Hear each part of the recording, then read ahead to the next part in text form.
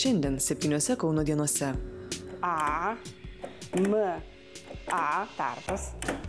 Žmogus, kuris nemoka brailio rašto, skaitomas yra neraštingas. Tu jauti, kad tu su juo gali eiti ir kalnus versti, tai o kam atidėlioti? Eik Martinaitis tokį dailę, vienu žodžiu paišai gerai viską. Turėjau ir kaime tuos runkelius ravėti, ir į fermą eiti.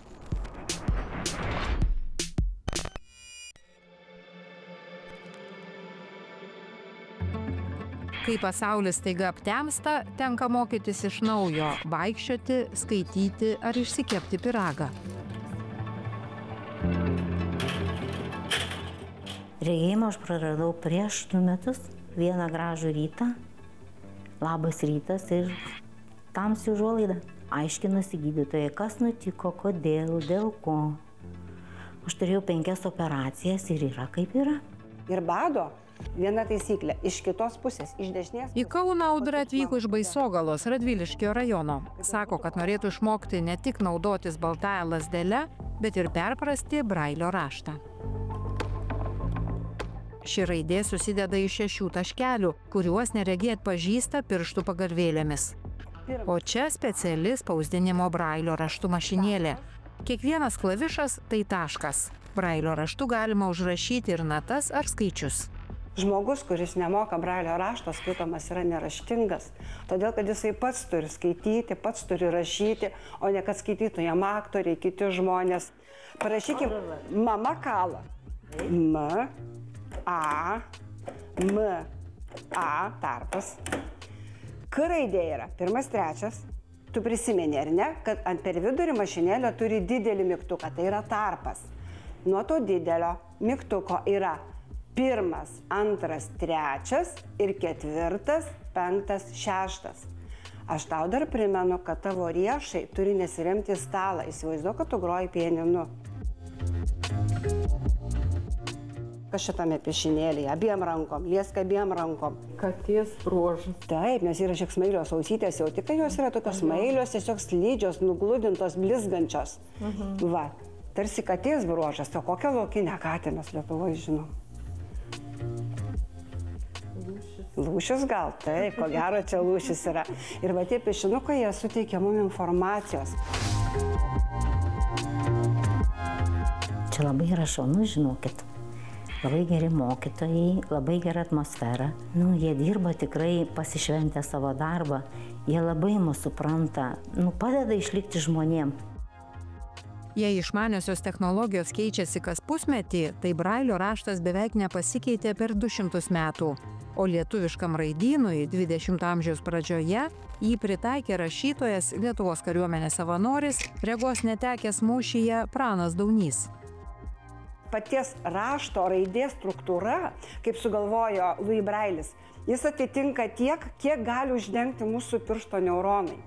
Uždėjus vieną pirštą, mes turime jausti visumą, ne po vieną taškelį. Socialinė darbuotoja ir pedagogė Daina jau daug metų dirba su žmonėmis, kurie regėjimą prarado staiga. Taip gali nutikti dėl ligų, cukrinio diabeto, po eismo įvykių ar traumų, ar žalingo gyvenimo būdo, pavyzdžiui, nuo pilstuko. Kai bebūtų, svarbu ieškotis pagalbos.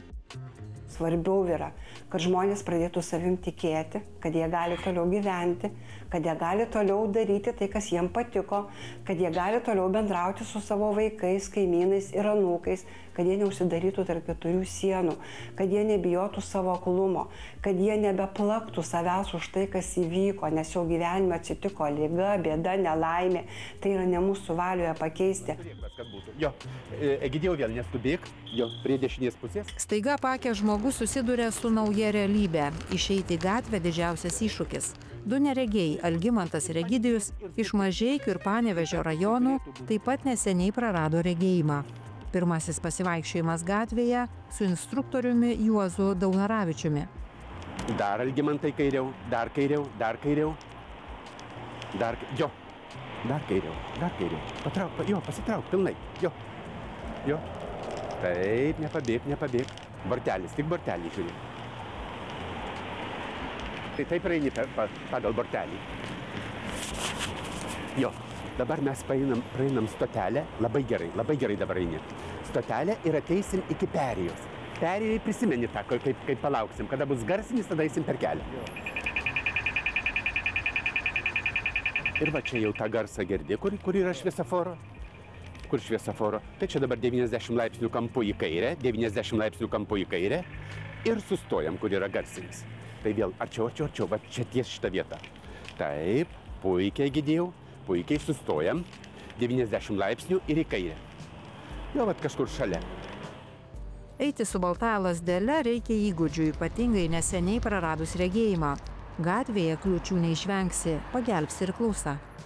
Tas kliūtis neregiai turi paversti orientyrų. Orientyrų jas galima paversti tik tai tada, kada bus taisyklingai naudojama baltąja lazdelė. Kad reiškia, baltoji lazdelė turi būti būtinai prieš patį neregį. Vienas iš svarbiausių tų tokių kriterijų tai yra tikriausiai jų saugumas, kad jie saugiai jaustųsi, kad jie būtų savarankiški, vėl vienu žodžiu, kad jie pasitikėtų savo jėgomis. Tai yra vyresnio amžiaus, yra labai svarbu, kad reiškia vėl, kad kažkada yra matę, kažkada yra patys vaikščioję. O kaip elgtis gatvėje sutikus neregį, kaip suprasti, kad jam reikia pagalbos? Priklausomai nuo situacijos, jeigu neregys eina, neturėtumėm trikdyti jo. Jeigu matom, kad jis ar abejoja, ar kažkokiu tai sunkumu turi, kad jau vizualiai matosi pagal tai, gal galima prieiti paklausti, ar reikalinga pagalba. Sugrįžkime į aklų ir silpnaregių centrą, užsukime į virtuvę. Susipažinkite, Nerijus iš Šilutės. Regėjimą jau praradau senai. Bet, kaip sakant, dirbau, nebuvau kada, kad į kur važiuoti, nei ką. Kaip ir tokių nebuvo tų savarankiškumų būtinybės. O dabar, kaip sakant, nebedirbu vienas namuose, tai reikia po biškį kažką daryti pačiam. Kai nori valgyti, pasidarai, negi sėdėsi alkanas.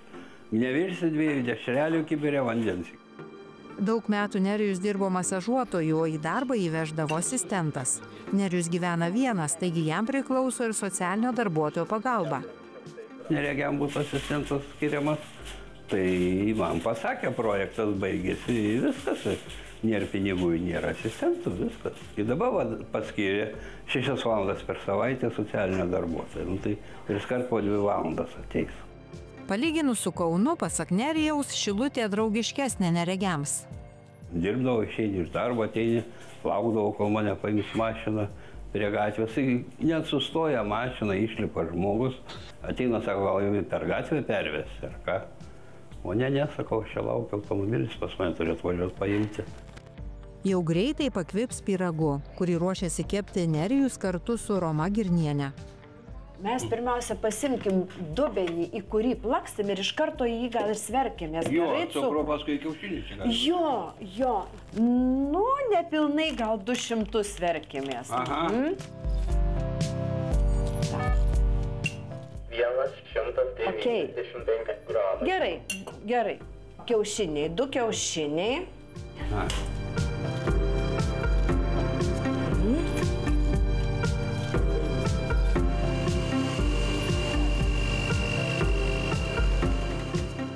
Dar vienas virtuvės pagalbininkas, specialus prietaisas. Man dabar reikia susižymėti savo stiklainius. Aš paspaudžiu mygtuką. Marinuoti agurkėliai. Gerai. Dabar man reikia dar vieną stiklainį. Vėl spaudžiu mygtuką. Aviečių uogienė. Ir padėjau šaldytuvą, ar ne? Aš atėjau ir pasėmiau šitą prietaisą savo, įsijungiu, pasėmiau stiklainį, dedu ant lipduko, tuščias, ne ant to pataikiau dabar, kadangi čia. Marinuoti agurkėlį. Na, man reikia uogienės. Šitas tuščias, ieškau, kur mano dabar čia. Kai garsinau, nepasižiūrėjau. Vyšnių uogienė. Nu, va čia prigarsinta yra, sakykim, vyšnių uogienė. Reabilitacijoje įgytas žinias būtina nuolat tobulinti, tačiau, pastebi Roma, kartais tam priešinasi netgi neregių artimieji. Sako, man neleidžia, aš čia noriu ir darau, o šeima neleidžia. Ai, tai tu čia nuversi, tu čia sudaužysi, tu čia suterliosi, priterliosi. Aš sakiau, nepasiduokite. Roma Girnienė Lietuvos aklųjų ir silpnaregių sąjungos Kauno skyriaus filialui vadovauja daugiau nei 20 metų. Man, pavyzdžiui, smagu, kai ateina, sakykime, grupė žmonių ir aš visą laiką klausiu, ką jūs norite daryti. Aš noriu pjaustyti tą agurką. Gerai, prašau, pjaustykite tą agurką. Ir tada sėdi vyras 60 metų ir sako, Romute, aš pirmą sykį gyvenime pjaustau agurką. Aš sakau, džiaugiuosi, jūs dabar gal namuose pjaustysit. Taigi, nusilpus regėjimui ar visiškai jo netekus, gyvenimas nesibaigia. Dalyvaukite Lietuvos aklųjų ir silpnaregių bendruomenės reabilitacijose ar mokymuose. Keliauti su draugu tamsoje geriau nei eiti šviesoje, bet vienam, sakė Helen Keller, amerikiečių rašytoja ir neįgaliųjų teisių gynėja.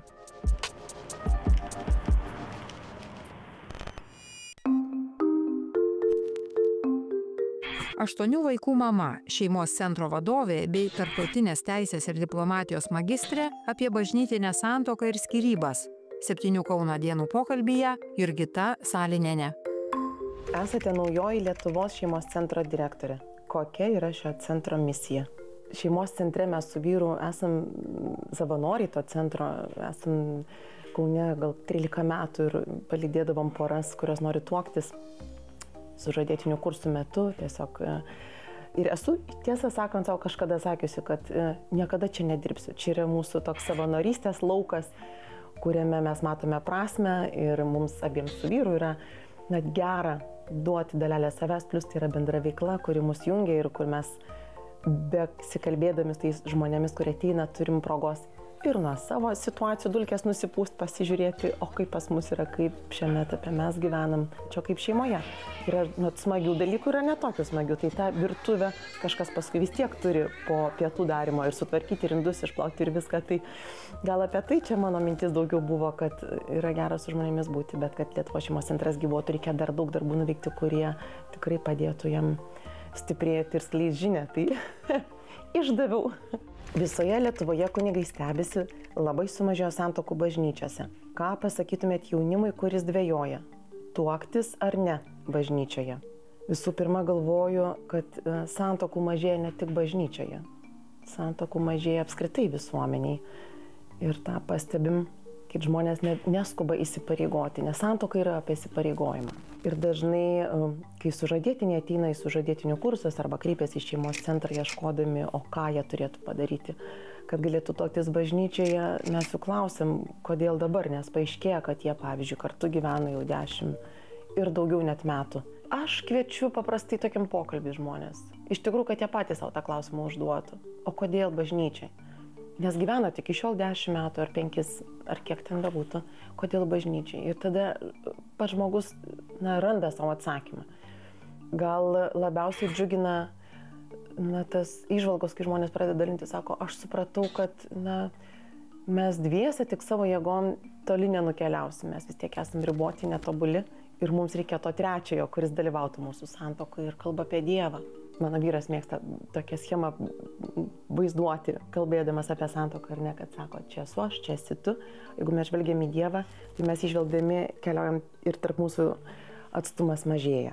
Tikrai yra tyrimų mokslinių atlikta, kurie sako, kad jei pora kartu meldžiasi, skyrybų skaičius tikrai labai stipriai sumažėja.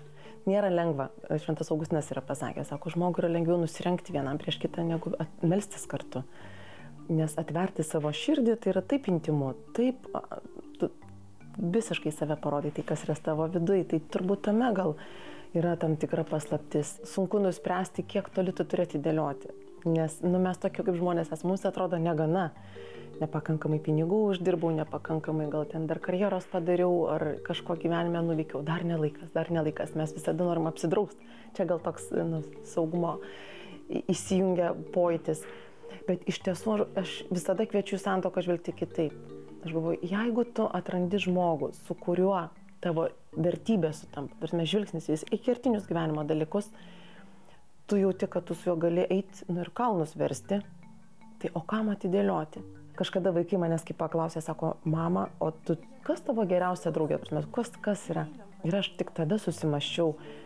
Tokiam ir supratau, kad aš pati geriausią draugą turiu čia šalia. Neturiu artimesnio žmogaus, su kuriuo aš galėčiau apie viską kalbėtis ir žinočiau, kad jisai mane girdi, supranta ir kad jam rūpi, apie ką aš kalbu. Vėl grįšiu prie tų jaunų žmonių, su kuriais mes kalbame apie santuoką ir sakom, kad yra įmanoma ištikimybė santuokoje, kad yra įmanoma duoti pažadą žmogui, mylėti iki mirtis mus išskirs. Neretai išgirstam iš jų ir tokius žodžius, kad sako, o kaip, bet mūsų aplinkoje, sako, mes nebeturim susituokusių šeimų, praktiškai visi aplinkui mus yra išsiskyrę. Kaip mums tikėti santuoką? Galima užšaukti. Ta idėja, kad tai yra įmanoma. Na, mylėti ir priimti kitą, kuris yra kitoks negu aš, reikalauja pastangų ir tai nėra lengva. Ar susidėti išlikimo kuprinę? Kaip jūsų 8 vaikai reaguoja į šią padėtį? Mums reiktų susidėti 10 išlikimo kuprinių. Ir kai aš tikrai pagaunu kartais save, esu pagavusi, negaliu sakyti, kad dažnai, bet esu pagavusi svarstant, galvoju, kaip.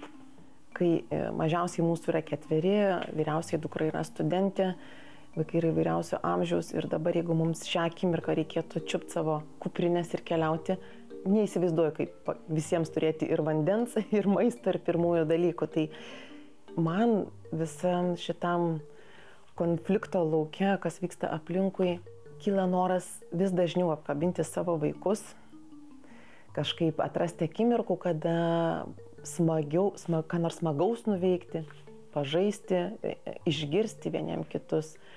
Mes nežinom, kas bus. Tiesiog tai, ką stengiuosi daryti, tai kasdien gyventi tuo, ką turim patirti šiandien, ką turim atlikti šiandien.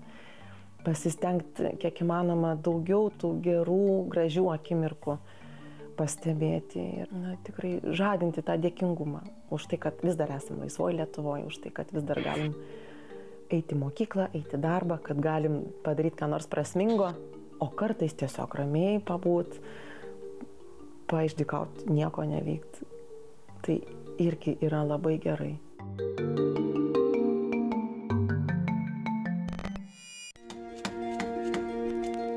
Disidentų kraštas Garliava Kauno rajone ir Kazimiero Martinaičio drožti šventumai. Kazimieras Martinaitis į kieme įsirengtą dirbtuvę eina kone kasdien, nuo ankstaus ryto. Antros kadencijos nebus, šypsosi dievdirbys. Pakylame į tėvo ir sūnaus Kazimiero ir Mindaugo drožyklą. Čia yra visas namelis vien drožinių, 4 kambariukai.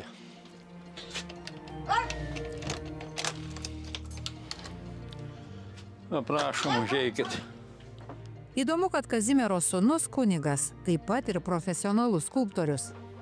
Čia yra vaizduojama šventa trejybė.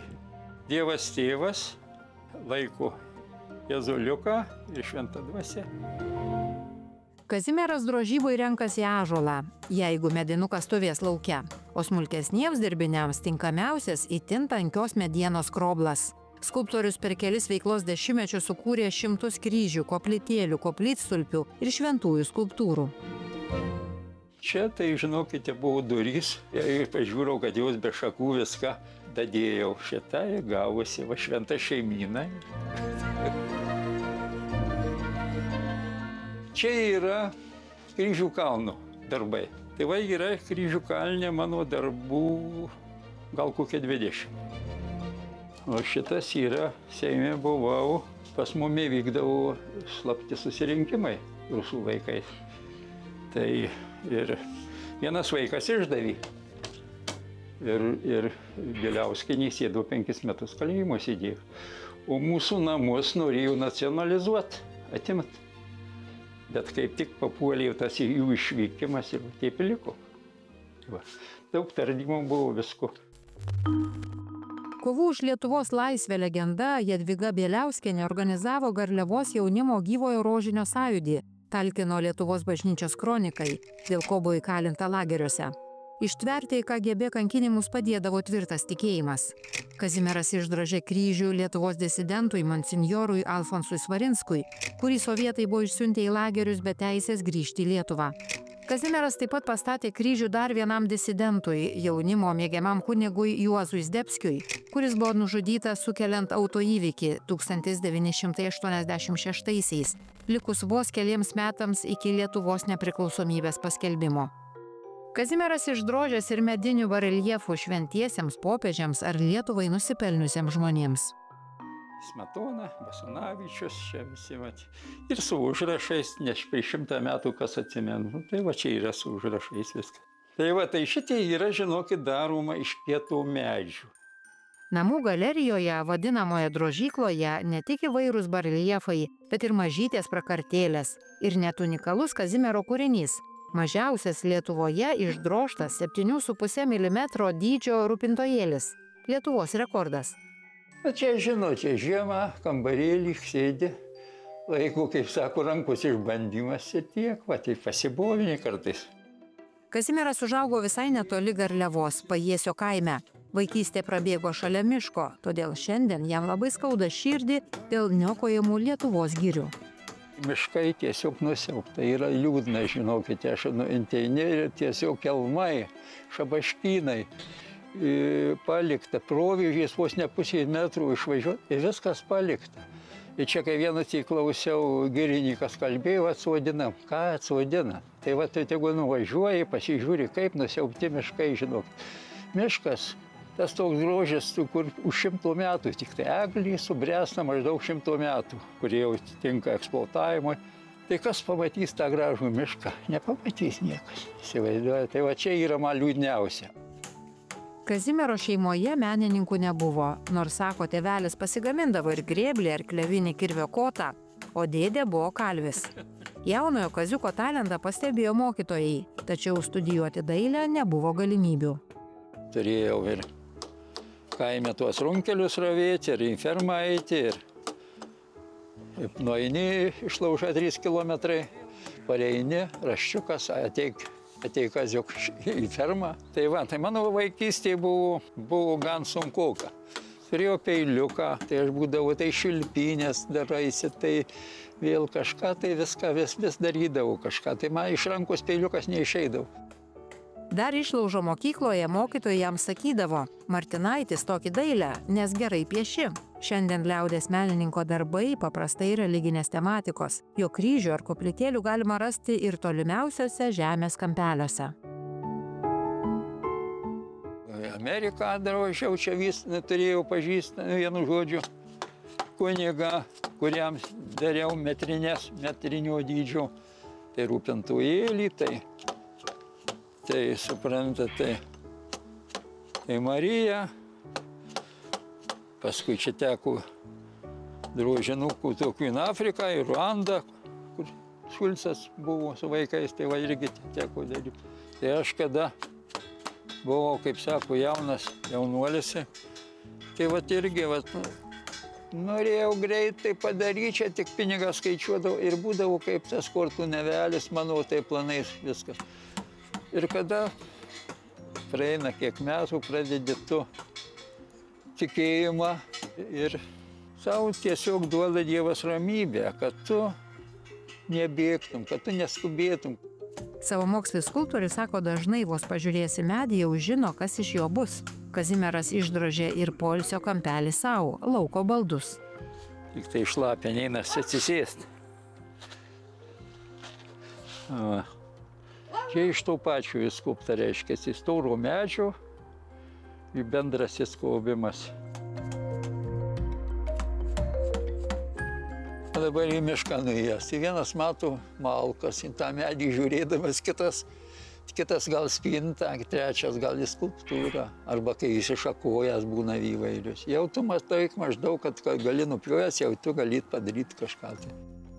Šiuo metu Kazimieras palinkęs prie kryžiaus, kuris stovės Pilviškiuose šalia mažučių šaltinėlio, kuris nuo seno garsėja stebuklingais išgijimais. 77 skulptorius juokėsi, savęs dar nenurašęs ir dienų ant sofos priešais televizorių leisti neketinantis. Jis domisi sportu, keliauja ir žvejoja. Aš kai vaikas buvau, tai man 50 metais buvau senas žmogus. O dabar, matot, veidrodis išmetė, vėl tu jau. Džiaugiesi kiekvieną dieną, kada tu esi čia pabūni, o antros kadencijos nebus duota, žinau. Kazimieras su žmona užaugino 2 dukteris ir sūnų ir šiandien džiaugiasi anūkų pulkeliu. Taip pat randa laiko ir savanorystei. Su bendraminčiais iš Karito lanko nepasiturinčius ir senelius, kuriems labai trūksta bendravimo. Kazimieras sako, kad jo darbai be tikėjimo būtų tušti. Meistras ne vienerius metus keliauja po Lietuvą ir dovanoja koplyteles. Kaime buvo didelis klevas ir jisai vietrai išvertė ir tuo pačiu tą koplytėlę sudaužė. Tai va keli metai aš vis žiemos metu darau koplytėlės ir platinu paprasčiausiai. Prieš gerą 10-metį Kazimieras buvo vainikuotas aukso vainiku, tapo geriausiu Lietuvos tautodailininku. Bet titulai nesumažino Kazimiero pasiryžimą visą kraštą išpuošti koplytėlėmis, mat kažkada kiekvieną Lietuvos kryžkelę žymėdavo kryžius. Esu balta varna, tas koplytėles žmonėms dovanoju, šypsosi dievdirbys iš Garliavos, Kauno rajono.